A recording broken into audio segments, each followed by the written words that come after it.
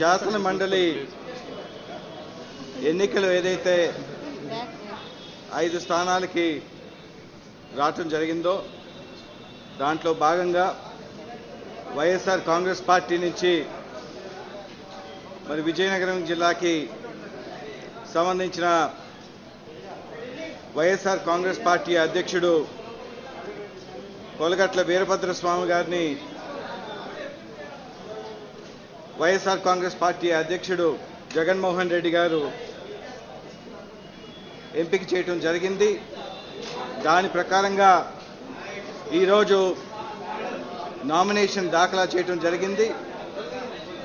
మీకు అందరికీ తెలిసిన విధంగా వీరభద్రస్వామి గారు సీనియర్ రాజకీయ నాయకుడు, గతంలో శాసనసభ్యుడిగా పనిచేశారు.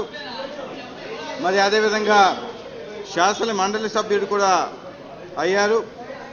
అయితే మొన్న జరిగిన ఎన్నికల్లోని వైఎస్ఆర్ కాంగ్రెస్ పార్టీ ఆయన చేరిన తర్వాత వైఎస్ఆర్ కాంగ్రెస్ పార్టీ నుంచి విజయనగరం అసెంబ్లీ స్థానం నుంచి పోటీ చేయవలసిన పరిస్థితి వచ్చింది. కాబట్టి మరి ఆయన శాసన మండలి సభ్యత్వాన్ని రాజీనామా చేసి మరి ఆ రోజు కాంగ్రెస్ పార్టీ నుంచి ఆయన శాసన మండలి సభ్యుడిగా ఎన్నికయ్యారు. కాబట్టి విలువలకి కట్టుబడిన నాయకుడు కాబట్టి ఈరోజు వైఎస్ఆర్ కాంగ్రెస్ పార్టీలో చేరటం వల్ల ఆయన ఆ శాసన మండలి సభ్యత్వానికి రాజీనామా చేయటం జరిగింది.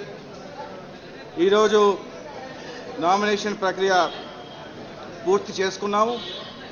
తప్పనిసరిగా మరి ఆయన విజయం పొందుతారని, శాసన మండలి సభ్యుడిగా ఆయన పార్టీలో మరి ఏదైతే ప్రజా సమస్యలు ఉన్నాయో అవన్నిటి మీద కూడా సమర్థవంతంగా ఆయన వాణిని వినిపిస్తారని పూర్తి నమ్మకం ఉంది.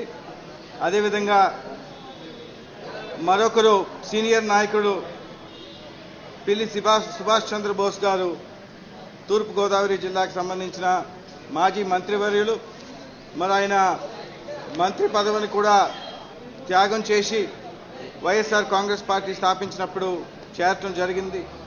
వారిని కూడా జగన్మోహన్ రెడ్డి గారు ఎంపిక చేయడం